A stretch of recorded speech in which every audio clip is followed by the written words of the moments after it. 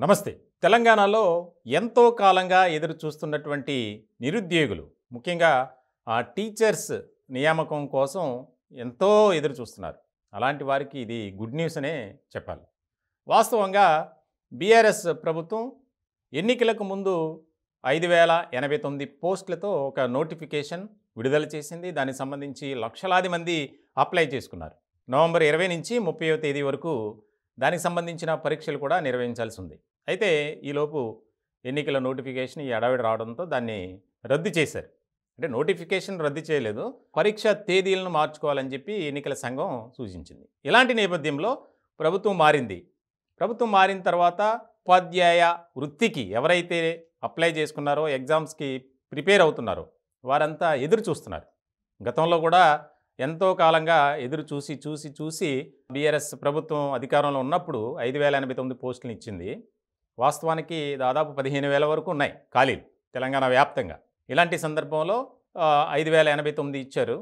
ఇప్పుడు దాన్ని రద్దు చేయకుండా 9,800 పోస్టులకు సంబంధించి, అంటే దాదాపు 10,000 పోస్టులకి మెగా డిఎస్సి నోటిఫికేషన్ ఇవ్వాలని కాంగ్రెస్ యోచిస్తుంది. దీనికి సంబంధించి ఇప్పటికే ముఖ్యమంత్రి రేవంత్ రెడ్డి గారు విద్యాశాఖ అధికారులతో సమీక్ష నిర్వహించారు. వారు చెప్పినట్లు, అంటే ఈ 5089 పోస్టులకు సంబంధించి నోటిఫికేషన్ రద్దు చేస్తే టెక్నికల్గా కొన్ని ఇష్యూస్ వస్తాయని చెప్పి ముఖ్యమంత్రి గారికి వివరించడం జరిగింది. ఇలాంటి నేపథ్యంలో దీనికి అనుబంధంగా ఎన్నైతే ఇప్పుడు 9,800 పోస్టులు ఇవ్వాలనుకుంటున్నారో 5,089 తీసి మిగిలిన ఎన్ని ఉంటే అన్ని, వాటికి అనుబంధంగా అఫిలియేటెడ్ నోటిఫికేషన్ అది ఇచ్చి దాని ద్వారా భర్తీ చేయాలి. ప్రక్రియ త్వరలోనే ప్రారంభించాలని అధికారులకు ఆదేశాలు జారీ చేశారట ముఖ్యమంత్రి రేవంత్ రెడ్డి గారు. ఇలాంటి సందర్భంలో చాలా కీలకంగా మారింది. వాస్తవానికి తెలంగాణ వ్యాప్తంగా నిరుద్యోగ సమస్య బాగా ఎక్కువగా ఉంది. Telangana state public service commission ద్వారా నియామకాలు జరిగాయి. అవి అంతంత మాత్రమే. అక్రమాలు, అవినీతి, రాసిన వాళ్ళు రిజల్ట్ కోసం వెయిట్ చేయటం, ఆ సమయంలో కోర్టులు జోక్యం చేసుకుని పరీక్షలను రద్దు చేయటం, ఇలాంటివన్నీ జరిగాయి. ఇలాంటి నేపథ్యంలో ఆ ఉద్యోగానికి అర్హత ఉన్న వాళ్ళంతా మొన్న బీఆర్ఎస్ ప్రభుత్వం ఇచ్చినటువంటి 5089 పోస్టులకు లక్షలాది మంది అప్లై చేశారు. ఇలాంటి సందర్భంలో ఎన్నికల నోటిఫికేషన్ వల్ల రద్దు చేశారు, అంటే క్యాన్సిల్ చేశారు దాన్ని, ఎగ్జామ్ డేట్ని నవంబర్ 20 నుంచి మార్చుకోమని చెప్పి.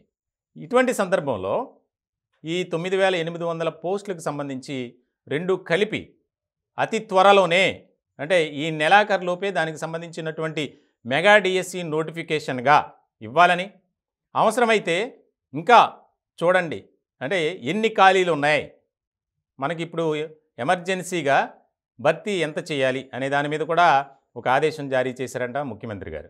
దానికి సంబంధించి ఒకవేళ యాడ్ ఆన్ అవుతాయి, ఈ 9,800 కాకుండా ఇంకా పెరగొచ్చు అని కూడా అధికార వర్గాలు చెప్తున్నాయి.